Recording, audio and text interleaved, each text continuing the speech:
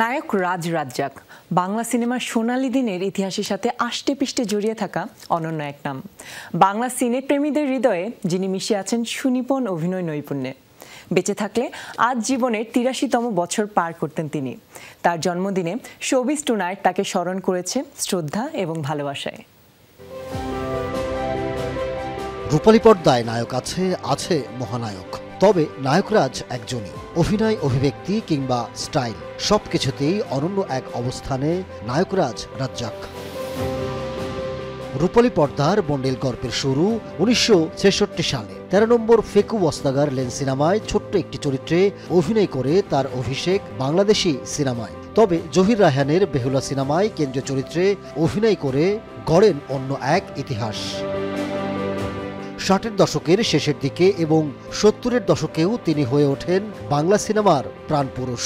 বাংলা সিনে ইন্ডাস্ট্রিতে জন্ম নেয় আগুন নিয়ে খেলা, এতটুকু আশা, নীল আকাশের নিচে, জীবন থেকে নেয়া, ওরা ১১ জন, অবুঝ মন, রংবাজ, আলোর মিছিল, অশিক্ষিত, ছুটির ঘণ্টা সহ ৩০০টির মতো বাংলা ও উর্দু ভাষার সিনেমা।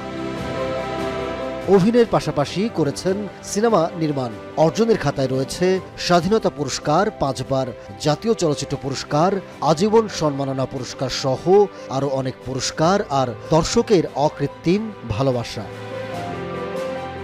তবে জেএফডিসির রাস্তা কিংবা শুটিং ফ্লোর মুখর থাকত নায়করাজ রাজ্জাকের পদচারণায়, সেখানে তার নামে কোনো স্মৃতিস্তম্ভ বা অন্য কোনো স্থাপনা না থাকা নিয়ে প্রশ্ন রয়ে যায়। কখনো হয়তো বিএফডিসিতে নায়করাজ রাজ্জাকের নামে নির্মিত হবে স্থাপনা।